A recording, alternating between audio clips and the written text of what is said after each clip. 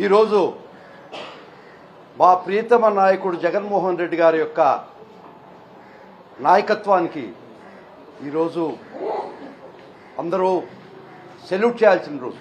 ఎందుకంటే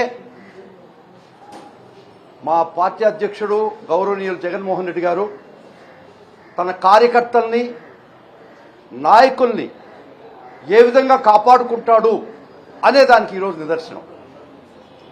మీకు అందరికీ తెలుసు, ఆంధ్ర రాష్ట్రంలో రాజకీయాల కన్నా అరాజకీయాలు చేస్తున్నటువంటి ప్రభుత్వం గెలిచిన మరుక్షణాన్ని నుంచి ప్రతి రాజకీయ నాయకుడిని పొలిటికల్ విచ్ హంటింగ్ చేస్తున్నటువంటి ప్రభుత్వం, ప్రతి నాయకుడిని వేటాడి వేటాడి హింసిస్తున్నటువంటి ప్రభుత్వం, వారి బారి నుంచి వారి దాడి నుంచి మా పార్టీ కార్యకర్తల్ని మా పార్టీ నాయకుల్ని కాపాడేదానిలో జగన్మోహన్ రెడ్డి గారు చూపించినటువంటి చొరవ, వారు మాకు ఇచ్చినటువంటి ఆదేశాలు, పోరాటం చేసేదానికి వారు ఇచ్చిన స్ఫూర్తి ఈరోజు నిజంగా మా నాయకుడిని చూసి మా కార్యకర్తలు నాయకులు గర్వించదగినటువంటి మహానాయకుడు అని చెప్పడానికి నేను ఏం సంశయించడం లేదు. ముఖ్యంగా మీకు అందరికీ తెలుసు, అధికారం కోల్పోయినప్పటి నుంచి మా పార్టీని మా నాయకుల్ని ప్రతిరోజు హింసకు గురి చేస్తూ ఈ రాజకీయ వేట కొనసాగిస్తున్నటువంటి ఈ ప్రభుత్వం ఈరోజు పరాకాష్ఠకు చేరినటువంటి మా నాయకుల్ని, ముఖ్యంగా పెద్ద నాయకుల్ని వేటాడి వేటాడి వేటకి తెరదించిన రోజు ఈరోజు గౌరవ సుప్రీంకోర్టు వారి ఆర్డర్తో. ఈరోజు పార్టీ తరఫున పార్టీ పోరాడిన విధానం చూస్తే ప్రతి కార్యకర్త ప్రతి నాయకుడు గర్వించదగినటువంటి సుదినం ఈరోజు. మీకు అందరూ తెలుసు, పార్టీ ఆఫీస్ మీద ఏదో దాడి జరిగిందని 3 సంవత్సరాల క్రితం జరిగినటువంటి దాడి. అప్పుడు ఇన్వెస్టిగేషన్ ఆఫీసరు కొన్ని సెక్షన్లు పెడితే ఒక చిన్న నేసల్ మీద ముక్కు మీద చిన్న గాయం తగిలితే 3 సంవత్సరాల తర్వాత 307 దానికి యాడ్ చేసి సుమారుగా 128 మంది ముద్దాయిలు చేసి వారిని రాజకీయ నాయకుల్ని కార్యకర్తల్ని హింసించినటువంటి ప్రభుత్వ విధానం అందరికీ తెలిసిన విషయం. ముఖ్యంగా జిల్లా కోర్టులు అయితేవి హైకోర్టులు అయితేవి మెజారిటీ నాయకులకి యాంటిసిపేటరీ బెయిల్స్ రెగ్యులర్ బెయిల్స్ కూడా రావడం జరిగింది. ఇది పార్టీ ఆఫీస్ మీద దాడి కేసులో రోజు రోజుకి పుష్పక విమానంలో ప్లేస్ ఉన్నట్టు ప్రతిరోజు ఒక నాయకుడిని ముద్దాయం చేసినటువంటి వైనం ఈ ప్రభుత్వం. వాళ్ళందరికీ ఈరోజు గౌరవ సుప్రీంకోర్టు యాంటిసిపేటరీ బెయిల్ ఇవ్వడం జరిగింది. ఈ యాంటిసిపేటరీ బెయిల్ తెచ్చేదానికి మా నాయకుడు మాకిచ్చినటువంటి స్ఫూర్తి, మాకిచ్చినటువంటి సపోర్ట్, మాకిచ్చినటువంటి ఆదేశం, పోరాడండి పోయేది దాస్యం తప్పక, పోరాడండి మన నాయకుల కోసం, పోరాడండి ప్రతి ఒక్క కార్యకర్త కోసం ఇచ్చినటువంటి మాకిచ్చిన ఉపదేశం. మేము ప్రతి నాయకుడిని కాపాడుకున్నాం, ప్రతి కార్యకర్తలను వీలైనంత వరకు కాపాడుకుంటున్నాం. ఏ కార్యకర్త కూడా భయపడాల్సిన అవసరం లేదు, ఏ నాయకుడు కూడా భయపడాల్సిన అవసరం లేదు. ఈరోజు ముఖ్య నాయకులు పార్టీ ఆఫీస్ మీద ముఖ్య నాయకులకి ఈరోజు గౌరవ సుప్రీంకోర్టు యాంటిసిపేటరీ బెయిల్ ఇచ్చింది. చాలా సంతోషం. ముఖ్యంగా జోగి రమేష్ గారికి కూడా వారి ఇంటి మీద దాడని చెప్పబడే కేసు దానిలో కూడా జోగి రమేష్ గారికి యాంటిసిపేటరీ బెయిల్ ఇవ్వడం జరిగింది. ప్రభుత్వం చాలా తీవ్ర ప్రయత్నం చేసింది.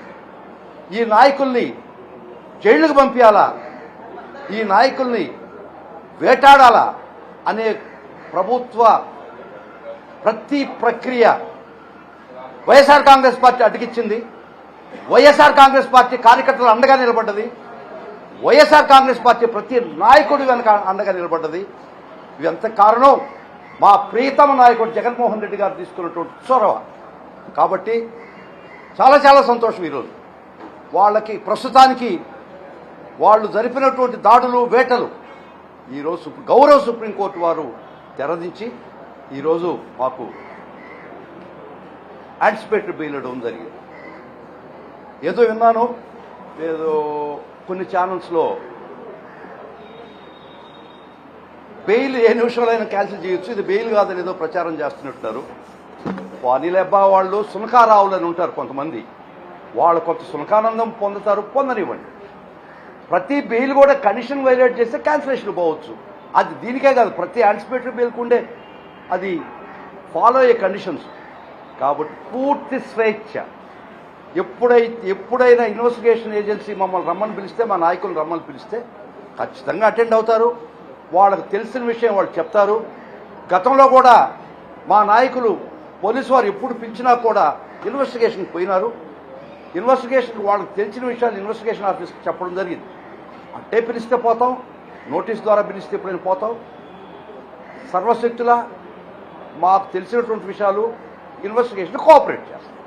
కాబట్టి ప్రతి నాయకుడికి, ప్రతి కార్యకర్తకి చెప్తున్నాం, వైఎస్ఆర్సీపీ కార్యకర్త, దుర్మార్గాలు ఎల్లకాలం జరగవు, కొనసాగనివ్వం. న్యాయస్థానాలు ఉన్నాయి, చట్టాలు ఉన్నాయి. దీనికి అతిక్రమిస్తే ఖచ్చితంగా కూడా ఏ ఉద్యోగి కూడా, ఏ ఆఫీసర్ కూడా చట్టాలను అతిక్రమించి ఈ విధంగా వేటాడితే ఖచ్చితంగా న్యాయ పోరాటం చేస్తాం. ఆ తప్పు చేసినటువంటి ప్రతి ఒక్క చట్టపరంగా తప్పు చేసినటువంటి ఏ ఉద్యోగికి కూడా చట్టరీత్యా చర్యలు తీసుకోవడం ఖచ్చితంగా జరుగుతుంది న్యాయస్థానాల ద్వారా. Any questions?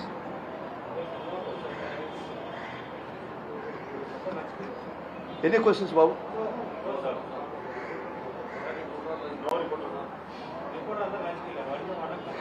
సో ఇప్పుడు ఏమ్మా, ఓకే, ముఖ్యంగా ఈరోజు జరిగినటువంటి పరిణామం గౌరవ సుప్రీంకోర్టులో అది మా నాయకులకి రక్షణ కల్పించిన సుప్రీంకోర్టు, మా నాయకులకి న్యాయం జరిగింది. ఈరోజు ఇన్ని రోజులు ప్రభుత్వం వారు అధికారంలోకి వచ్చిన తర్వాత ప్రతి నాయకుడిని చాలా దుర్మార్గంగా వేటాడారు. వైఎస్ఆర్ కాంగ్రెస్ పార్టీ తిరుగు పోరాడింది, న్యాయస్థానాల్లో పోరాడింది, న్యాయం దక్కించుకుందని చెప్పేదానికి గర్వపడుతున్నా. దీనికి అంతటికీ మమ్మల్ని నడిపినటువంటి మా ప్రియతమ నాయకుడు యొక్క కృషి, పట్టుదల, వారి యొక్క ఆదరాభిమానాలు నాయకుల మీద, కార్యకర్తల మీద ఈరోజు ఒక నిదర్శనంగా నిలబడింది.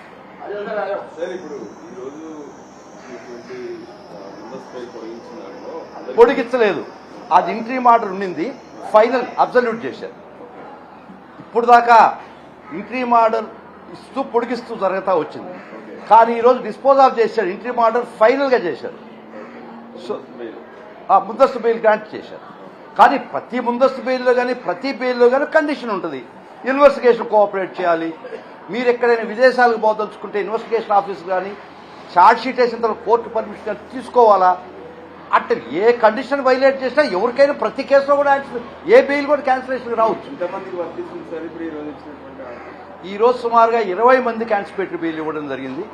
ఇది పార్టీ ఆఫీస్ మీద దాడి కేసు, తర్వాత జోగి రమేష్ గారు వారి ఇంటి మీద దాడి కేసు ఏదో చెప్పబడి ఉంది, దానిలో కూడా యాంటిసిపేటరీ బెయిల్స్ ఇవ్వడం జరిగింది.